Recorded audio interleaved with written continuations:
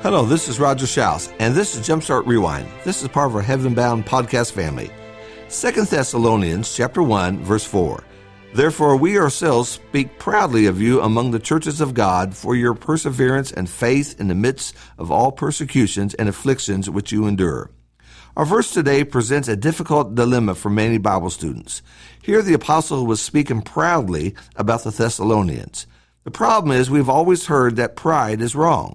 Even when talking about our children, we shuffle words around so no one will hear us say, I'm proud of you.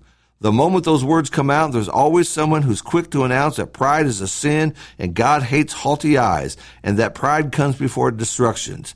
We are shamed with guilt for using the word pride. Some are not familiar with this verse. Some don't know what to do with this verse. How can pride be wrong and yet we have an apostle boasting that he was proud of the Thessalonians? Other translations duck around this word. Phillips uses the word boast. The CEB uses the word bragging. The King James Version uses the word glory. Maybe it's not the actual word pride or proud, but the manner in which the word is used and our purpose and motives behind that. It doesn't take much of a deep dive in the scriptures to learn that pride is a problem. Proverbs 8 verse 13, the fear of the Lord is to hate evil. Pride and arrogance and the evil way are in the perverted mouth I hate. John wrote, for all that is in the world, the lust of the flesh, the lust of the eyes, and the boastful pride of life is not from the Father, but from the world. So here are some thoughts for us. First, it seems when pride is directed from us and toward us, it becomes wrong. Pride is a way of swelling the head and making a person think he's more special than what he really is. Pride can make a person believe that he doesn't have to follow the same rules as everyone else. Pride quickly turns to self-righteousness and creates a judgmental spirit towards others. I'm better than you is a song that pride loves to sing. The proud person doesn't listen. He doesn't think he has to. He believes he knows all and he doesn't need to change, improve, or do anything more than what he's already doing. Second, pride directed toward others, as I see is used by Paul here in Thessalonians, is intended to acknowledge that someone is doing well. In this way, it's a form of encouragement or a compliment. It's not intended to make some believe that they're better than others. This is not picking favorites.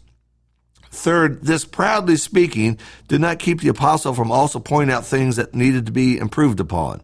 Paul's not using the Thessalonians as a poster child of perfection. These young believers had overcome much, that forsaken idols and endured suffering. Yet within the same letter, Paul warns those who were living an undisciplined life. Doing one thing right doesn't mean a person is doing everything right. There's a very thin line between compliments and flattery. One is good and the other is not good. Flattery has a way of puffing someone up, like filling a balloon with air.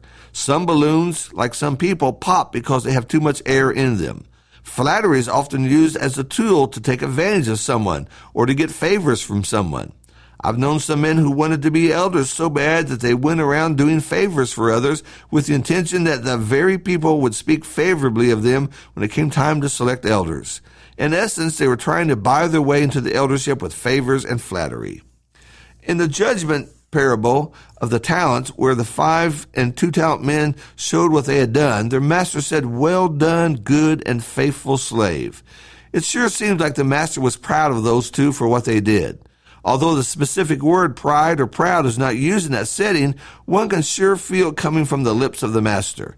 Good job. Well done. Thank you. Those are all expressions of a heart that recognizes good that's been done.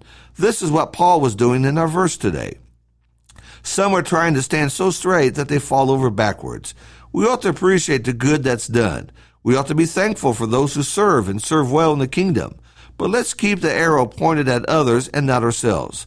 When we start talking about how we built this congregation or the work we have done, then the head expands. Both double doors of the church building would be needed to be open so we can walk through it.